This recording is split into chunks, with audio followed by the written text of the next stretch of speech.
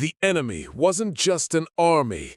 It was a hive-mind that devours civilizations, that turns people into soulless warriors, that believes fear is the only truth. It wasn't an invasion. It was an erasure. Their warships, obsidian monoliths with pulsing orange veins, descended like falling stars and shattered the continents. No demands, no warnings, just silence, then annihilation. In 72 hours, Earth's defenses crumbled. The UN coalition, Mars colonies, even the deep space fleets wiped out like candle flames in a storm. But they missed one. Deep beneath the Arctic ice, the Prometheus Vault remained hidden, a last-ditch archive of human knowledge, culture, and genetic stock, built during the Third Solar War as a failsafe. And inside, frozen in cryo-sleep, were the last 10,000 humans. I was the first to wake. My name is Captain Elias Varick, last commander of the Terran Defense Fleet. My body ached as the stasis fluid drained away. Alarms blared, red lights pulsed across the chamber. The AI, Athena, spoke in a calm, synthetic voice. Zarthal presence detected in Sol system. Earth is lost.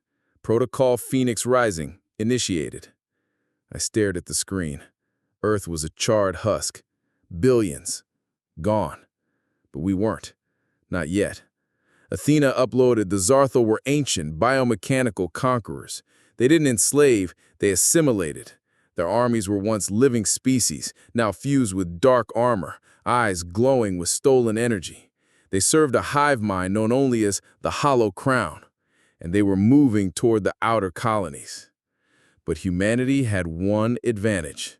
We were unpredictable, chaotic, creative. We didn't fight like machines. We adapted. I ordered, "Wake the others. We're not hiding anymore." As the cryopods hissed open, I suited up in the Valkyrie exo-armor, forged from salvaged alien tech and human ingenuity. It hummed with power, plasma core, neural sync, cloaking field. This wasn't just armor. It was a statement. We would not be erased. Over the next weeks, we rebuilt. The vault had factories, fusion reactors, even prototype war drones. We weren't an army, not yet, but we were something worse. For the Zarthal, we were hope. And hope in the right hands is a weapon. When the first Zarthal scout breached the ice, we were ready. I faced it alone, tall, black-plated, eyes blazing like dying suns. It spoke in a voice like grinding stone. "You are obsolete. Surrender your light." I ignited my plasma blade. "We are the light." And I cut it in half. The war wasn't over. It had just begun. The corpse of the Exarthul scout lay in the decon chamber, its obsidian armor cracked open like a dead insect. We studied it, every wire, every pulsing vein of orange energy. This wasn't just metal. It was alive in a way, fused with organic circuitry, a biomechanical horror born from a hollow crown's will. But it bled, and that meant it could die. Inside the Prometheus Vault, humanity stirred. 10,000 souls awakened, not to peace, but to purpose. No panic, no despair, just cold, focused rage. We had lost Earth, but we had not lost ourselves. Athena, our quantum AI, mapped the Exarthul tech. She reported, "Their armor draws power from a dark energy core, vulnerable during energy surge, 0.3-second window after weapon discharge." We had a weakness. We also had something they didn't: imagination. In the deep foundries beneath the ice, we began to build, not just weapons, legends.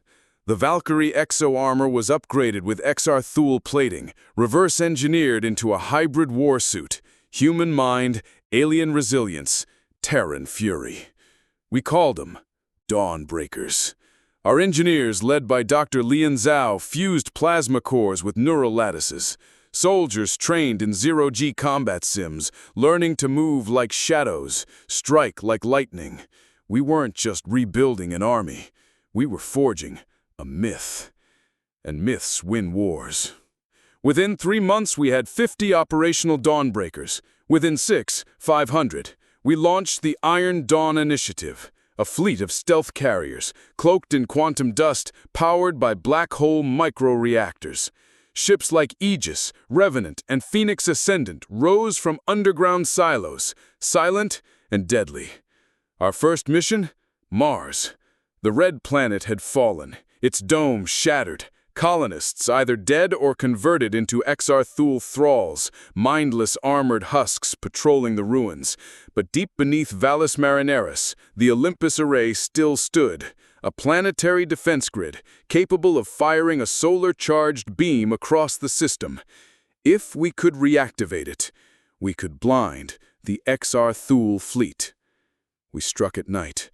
Dawnbreaker squads dropped from orbit in silent pods, landing like falling stars. I led the vanguard, my armor synced to Athena's network. We moved through the dust-choked canyons, avoiding patrol drones with glowing orange eyes. We reached the core, but the Exar-Thule knew we were coming. They ambushed us. Thralls poured from the tunnels, silent, relentless. Their blades crackled with dark energy. 2 of my team fell in the first wave, but we held. I activated the overdrive protocol, a risky surge that overclocked the Dawnbreaker armor. My vision turned red, my strength doubled. I charged. Plasma met shadow. I cut through them like wheat. One by one, the thralls fell. And then, silence. The core flickered to life. Athena's voice echoed in my helmet. Olympus Array online, targeting Exar-Thule command ship in orbit. I looked up. Through the thin Martian sky, a monstrous vessel hung, shaped like a spiked crown, radiating malice. I smiled. Fire. A beam of pure solar fury lanced upward, blinding, screaming, human. The Exar-Thule ship exploded in a storm of fire and silence. We had drawn first blood, and across the stars, something ancient felt it. The hollow crown had felt fear, not because we were strong, but because we were unpredictable. And in that moment, the galaxy learned a truth the Exar-Thule would come to dread. Humanity does not rise. We rise again.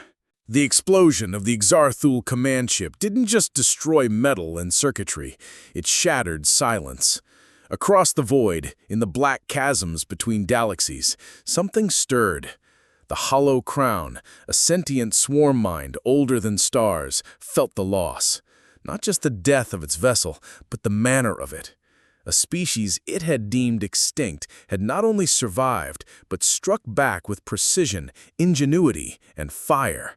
And worse, they had laughed. On Mars, as the dust settled and the Olympus Array cooled, I stood atop the command ridge, my Dawnbreaker armor scorched but unbroken. Athena's voice crackled in my helmet. Long-range sensors detect energy spikes across the Kuiper Belt. Multiple Exar-Thule signatures. They're mobilizing.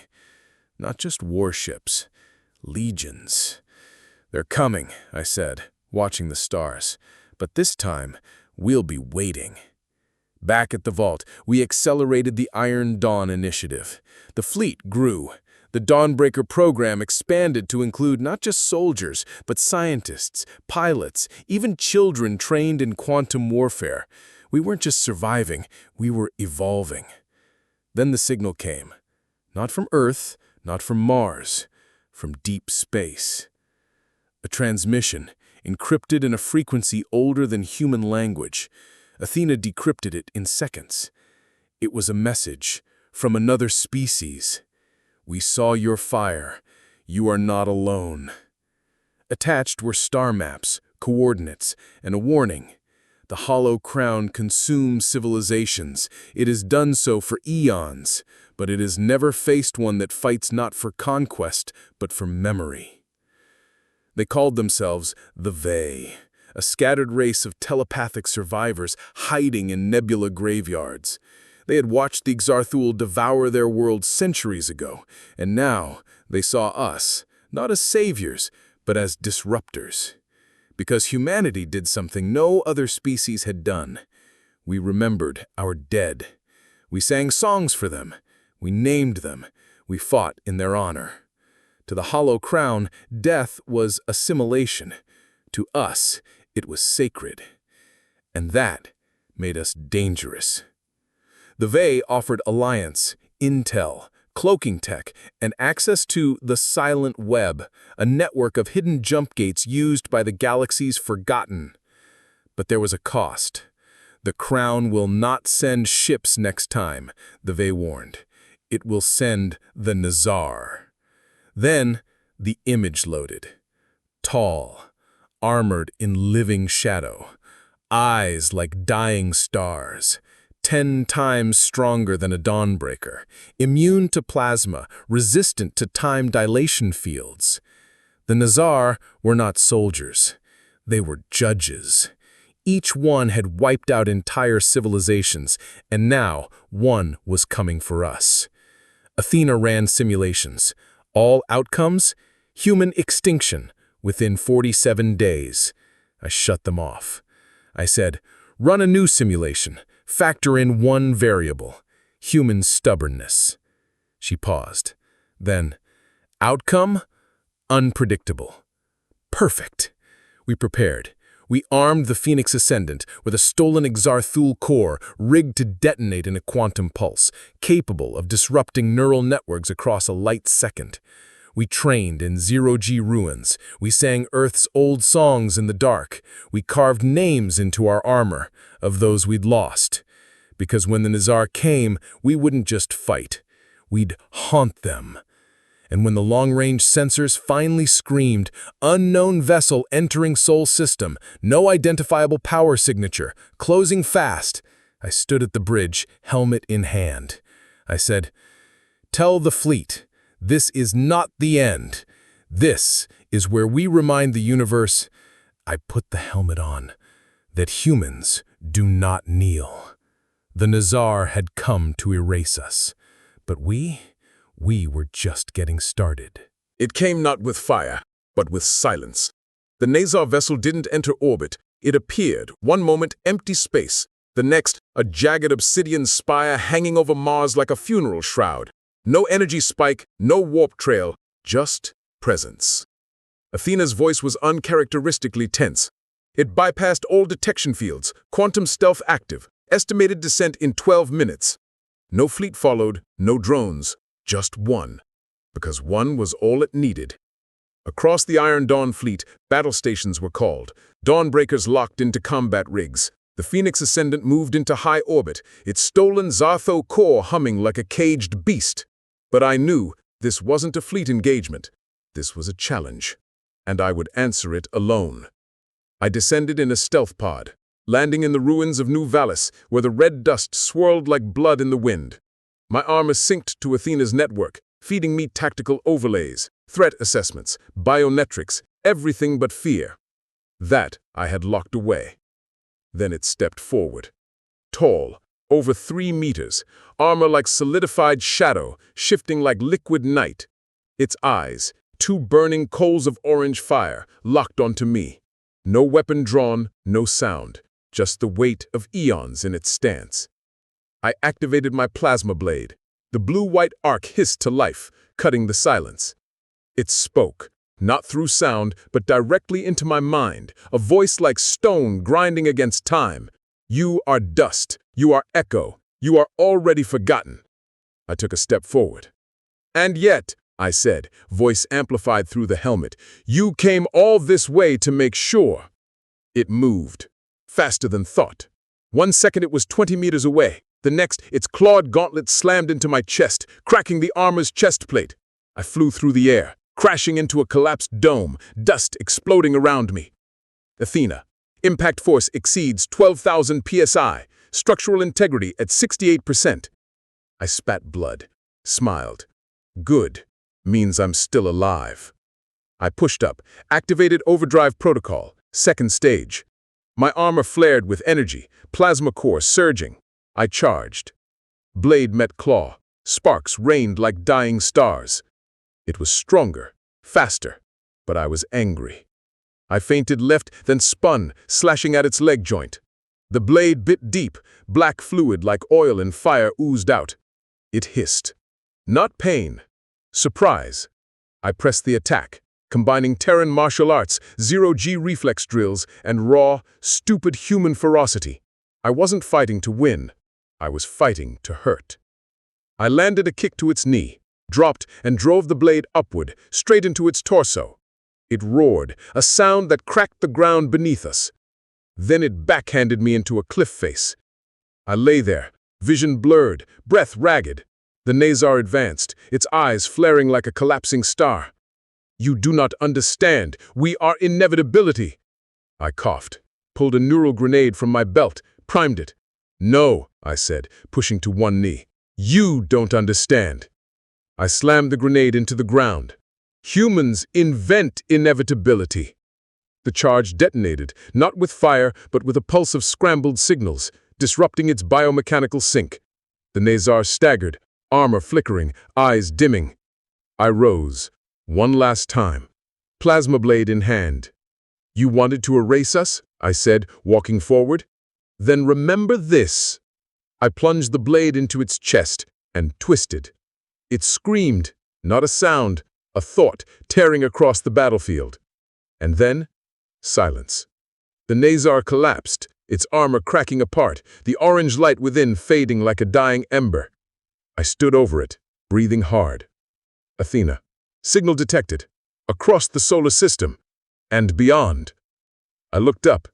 Dozens of new signatures, Wave ships emerging from cloaked drifts, alien vessels long in hiding, now moving. Because they had seen it.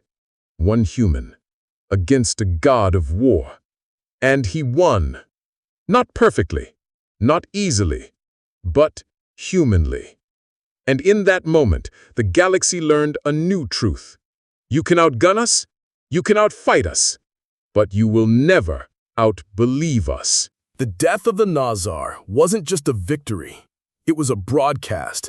Athena had done the impossible. She'd hijacked the Nazar's neural core in its final moments and embedded a data burst inside its dying signal, a full sensory feed of the battle.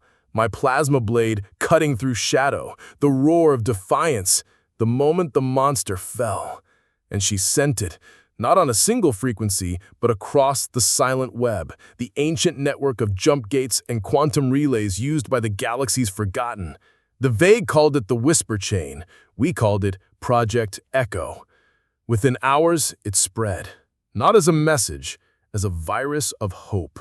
On dead worlds, wrapped in Ixarthul silence, buried resistance nodes flickered awake. On orbital prisons where species had been chained for centuries, captives wept as they saw a lone human stand against the god of war and laugh while bleeding.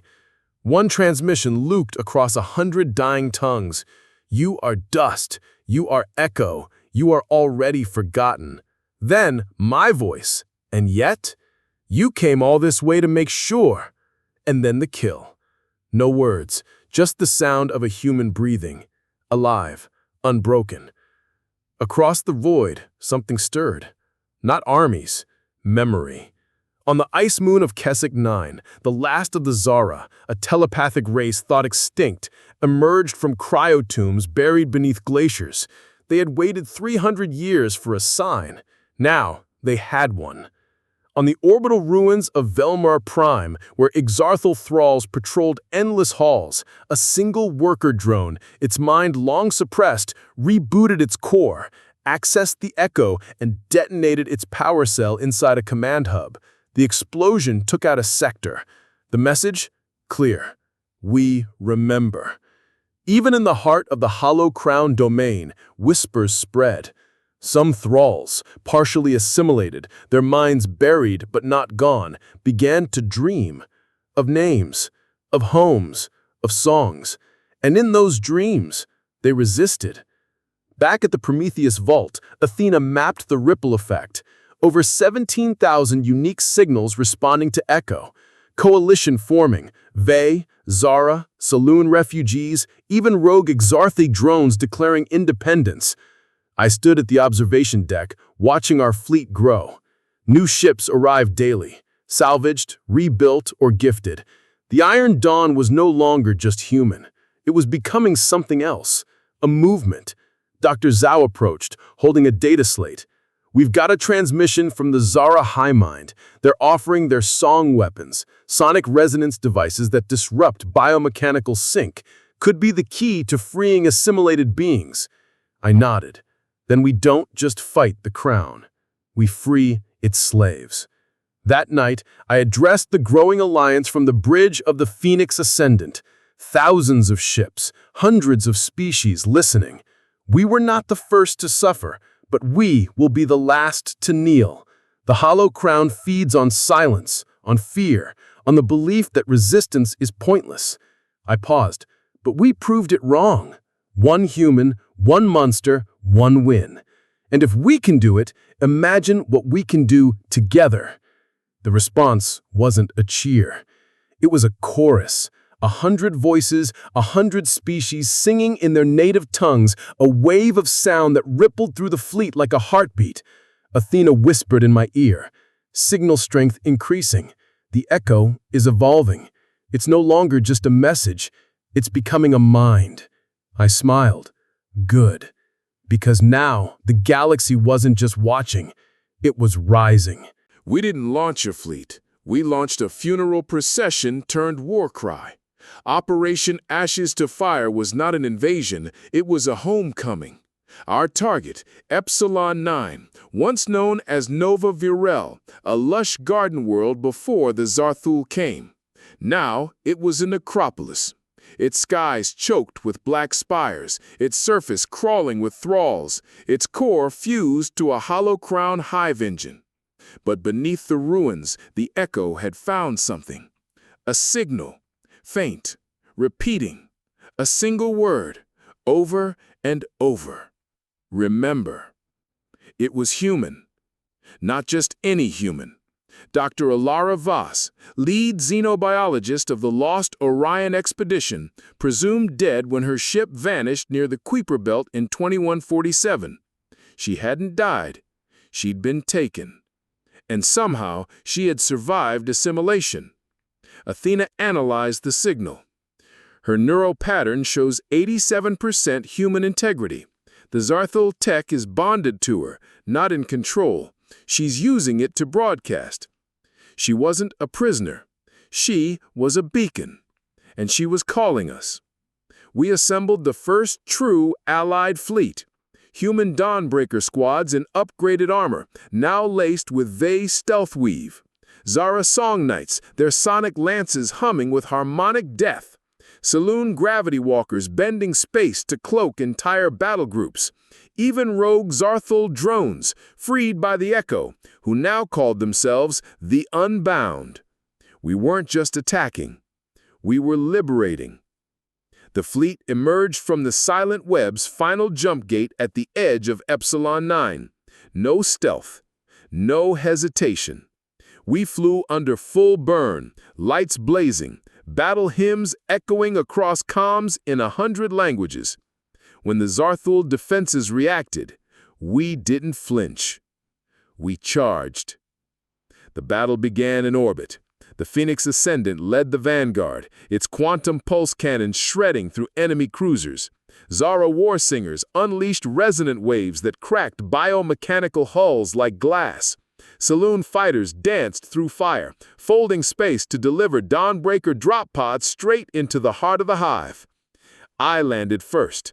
My pod crashed through a spire's roof, and I exploded into the chamber below, plasma blade already drawn. Thralls turned, weapons rising. I didn't wait. I cut through them like a storm. The deeper we went, the stronger the signal, and the more wrong the hive felt. The walls pulsed, the air hummed with a voice, not the hollow crown's, but hers. Then I saw her, Dr. Voss. Suspended in a web of black tendrils, her body fused with Zarthul machinery, armored limbs, glowing veins, one eye replaced with a pulsing orange lens. But her mouth moved, and she smiled.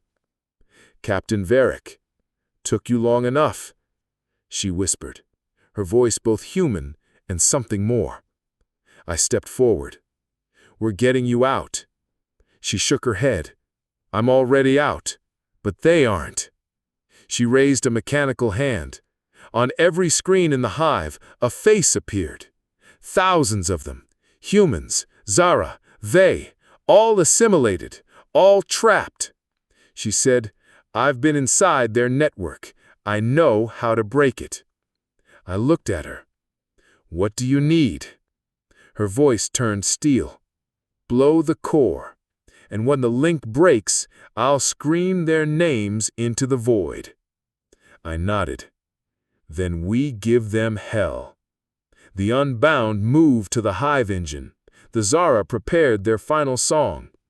And I stood beside Dr. Voss, watching the stars through a shattered dome. I said, "We're not just saving them. We're bringing them home." The hive core pulsed like a diseased heart, deep beneath Epsilon 9, buried in layers of living metal and writhing neural fibers. It wasn't just a machine. It was alive, a grotesque fusion of stolen biology and dark energy, feeding on the minds of the assimilated. And at its center, Dr. Voss's consciousness was already inside the network. "We have 90 seconds, Athena warned. Once the core destabilizes, the backlash will flood every neural link in range. If she's not free by then," I gripped my plasma blade, "she'll be erased. Or worse, absorbed into the crown permanently." I looked at the access terminal, one final hardline into the hive mind. Voss had left a backdoor, a sliver of human code woven into the Exarthul network like a virus. All we had to do was trigger the detonation and hold the line until she pulled herself out. "Do it," I said. Zhao activated the charge. Deep below, the Unbound drones rammed the core with stolen Exarthul antimatter charges. The ground trembled. Alarms screamed in a language of pain. The walls bled black fluid as the hive convulsed. Then silence. For 3 seconds, nothing. Then light. A shockwave ripped upward, shattering the cavern ceiling.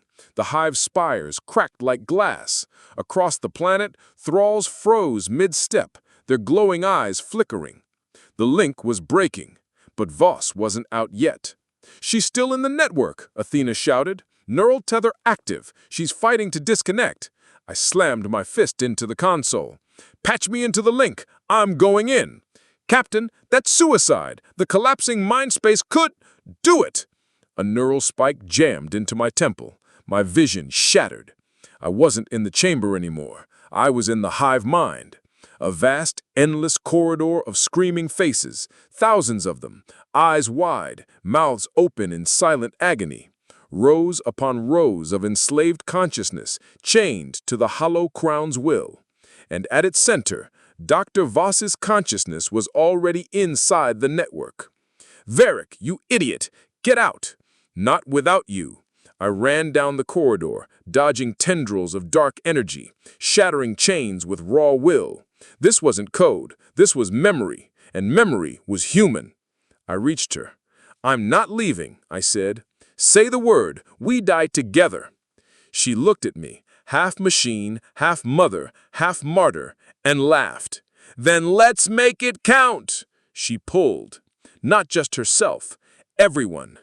With a scream that wasn't sound but soul, Dr. Ilara Voss unleashed the names: Kaelin Rowe, Mira T, Jax 7 of the Saloon, Lyra of Velnar, Soren son of Earth, Nima daughter of the Zara. "We remember you, we see you, and we take you back." One by one, the faces opened their eyes, and then they screamed with her. A wave of pure, defiant identity tore through the network. The chain shattered. The hive mind bled light. I felt myself being thrown back, out of the link, out of the void. I gasped awake. The chamber was in ruins. The core was gone.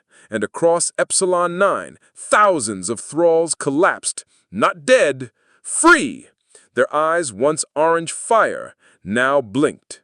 Human, Zara, they, alive. And above us, in the broken sky, the first sunrise in decades burned through the smoke.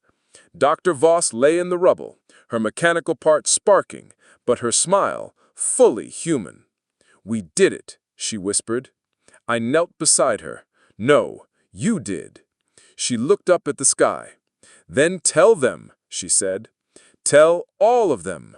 Her voice grew strong. "No one gets left behind!"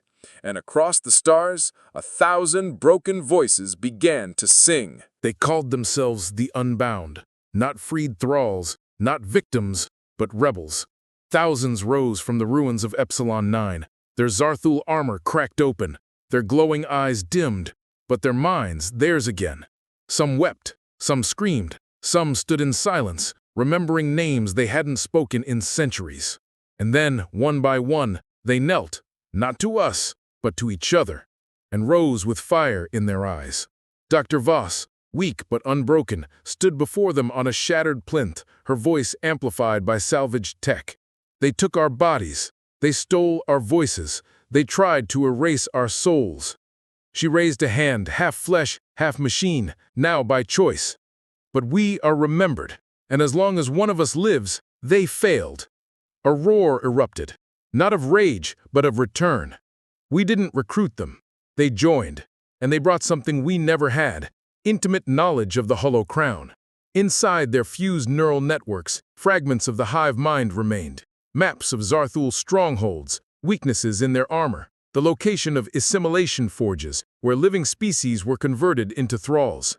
Most chilling of all, the coordinates of the Crown's heart, a mobile fortress hidden in the Nyx expanse, a dead zone where no signal escaped. Athena analyzed the data. If we destroy the Crown's heart, the entire hive network collapses. All thralls, everywhere, would be freed. I looked at the fleet forming above Epsilon 9. Not just human ships, not just allies, now hundreds of unbound vessels, reclaimed Zarthul warframes retrofitted with human fire and free will. This isn't just a strike, I said. It's an execution. But the Unbound didn't want us to do it for them. They wanted to lead it. A warrior named Kalen, once a Zarthul enforcer, stepped forward. His voice was rough, scarred by centuries of silence. "We know how they fight. We know how they think. Let us be the spear." I looked at Dr. Zhao. She nodded. So I stepped aside. "This is your war too," I said. "Take the vanguard." The Unbound cheered, not for me, but for themselves. And for the first time in millennia, they fought under a name. Not as slaves, not as weapons, but as liberators. We launched Operation Final Echo, a three-pronged assault. Phantom Wing, saloon-cloaked frigates to disable the Expanse's gravity mines. Iron Chorus, Tsar war singers to disrupt the Crown's neural pulse defenses. Spear of the Unbound, a suicide fleet of reclaimed Zarthul dreadnoughts piloted by those who once were the enemy. I led the Dawnbreaker strike team, 50 of the best, including Voss, against medical advice, armed with soul-rip charges, devices designed to overload Zarthul neural cores using recorded human voices, songs, laughter, last words of the fallen. As we approached the Nyx expanse, the stars ended. A black sphere hung in space. No light, no signal, just hunger. The Crown's heart pulsed like a tumor in reality. Then from the dark, it spoke. Not to our comms, to our minds. "You are noise. You are flaw. You will be silence." I opened the fleet channel and played Earth's final transmission, the last broadcast from the UN Council as Zarthul descended. A child's voice, singing "Twinkle, Twinkle, Little Star." Across the fleet, every species played their own. Songs of home, of love, of being. The Crown shuddered. Kalen grinned. "Let's go." The Unbound charged. And for the first time in history, the Hollow Crown flinched. Deep, powerful, and measured. Emotionally charged but controlled. Emotionally charged but controlled. Pacing, emotionally charged but controlled. The Nyx expanse wasn't empty space. It was a graveyard. As the Unbound fleet surged forward, the void lit up. Thousands of derelict warships, ancient and colossal, frozen in silent orbit around the Crown's heart. Not Zarthul, not anymore. Victims. Every species the Hollow Crown had consumed, their vessels left here like bones around a predator's den. And now, we were flying into the maw. The moment we crossed the event horizon of distorted gravity, the Crown struck. Not with weapons, with memory. Inside my helmet, I saw Earth burning. My daughter's face, Lena, laughing in the sun, then screaming as the sky split open. Visions weren't just mine. Every soldier, every pilot, every unbound warrior was hit with their worst, their grief, their guilt, their breaking point. Athena's voice cut through. Neural assault active. Source, Crown's heart. It's weaponizing trauma. I clenched my jaw. Then we fight with hope. I opened the Fleet White channel. Play the echo. And we did. Not just songs, voices. Dr. Voss, whispering, "We remember you." A child, laughing on Mars. A Zara mother, singing a lullaby in a dead language. Kalen's last words before assimilation, "I will not forget my name." The visions faltered. The fleet pushed. The phantom wing disabled the gravity mines. The iron chorus unleashed a harmonic wave that cracked the outer shell of the Crown's heart, a sphere of living metal pulsing like a diseased heart, and the Unbound rammed their ships into the fissures, detonating their cores from within. Dawnbreaker team, now. We launched in armored pods, breaching the fortress's neural spine, a tunnel of writhing biomechanical cables and screaming data streams. Voss was with us, her hybrid body sinking to the environment. "The core is alive. It thinks. It fears," she warned. "That makes it vulnerable," I said. We fought through biomechanical sentinels, twisted amalgams of flesh and steel. One Dawnbreaker fell, then another, but we kept moving. At the center of it all, the core. Not a machine, a mind. A swirling vortex of stolen consciousness, chained together in eternal silence. Billions of souls compressed into a single, suffering intelligence. This wasn't just the Hollow Crown. It was all of them. And it knew we were there. You cannot win. We are eternal. We are order. We are the end of noise. I stepped forward, soul-ripped charge in hand. "No," I said. "You're just lonely." I turned to Voss. "Do it." She closed her eyes and screamed. Not a war cry. A name, Lena Varick, my daughter. And then another, Kalen Rowe, Mira Tay, Soren of Earth. All of you, I see you, I free you. One by one, the chains in the vortex shattered. The core writhed. I activated the charge. Humanity says no more. I plunged it into the central node. Light, pure white human light erupted. The fortress screamed. Not in anger, in release. Across the galaxy, every Zarthul thrall collapsed. Their eyes, orange no more. Now they blinked and wept and remembered. The crown wasn't destroyed. It was unmade.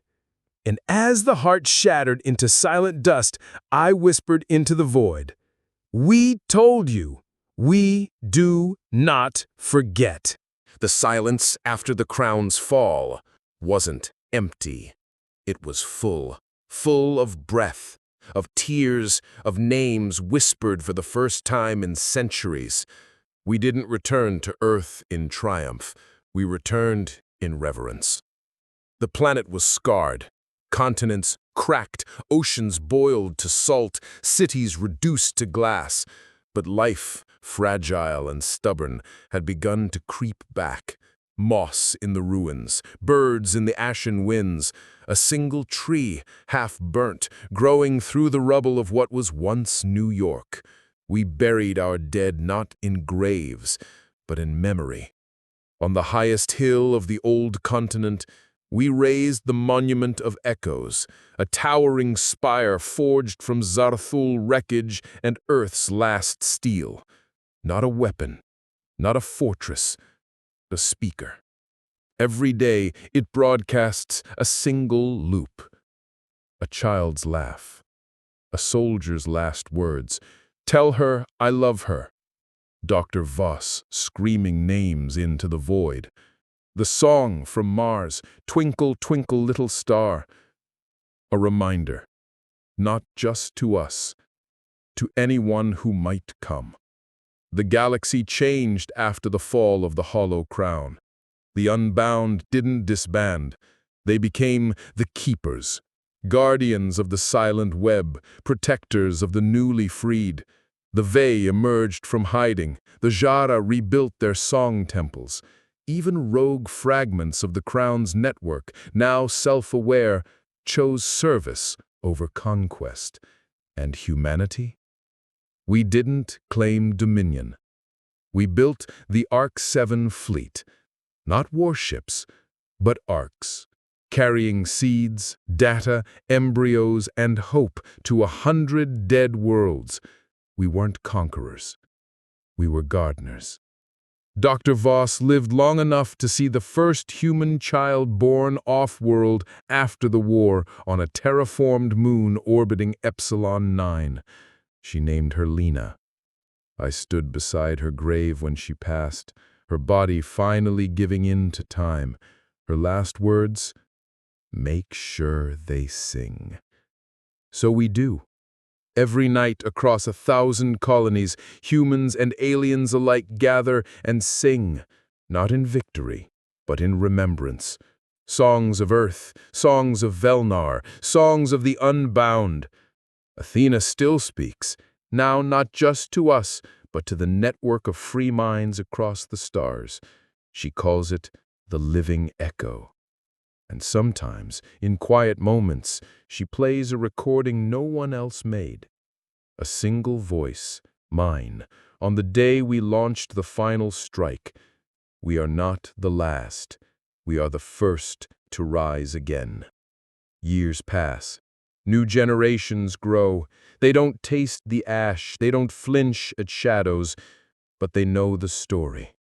Of the Dark Army, of the Nazar, of one human who refused to kneel, and they tell it not as myth, but as a warning. Because the universe is vast, and silence always returns, but so do we. And when the darkness comes again, we will not bring fire. We will bring light. Not because we are the strongest, not because we are the fastest, but because we are the ones who remember. And in the end, that is our weapon. That is our legacy. That is our promise. We were the last light of humanity. Now we are the first light of something greater.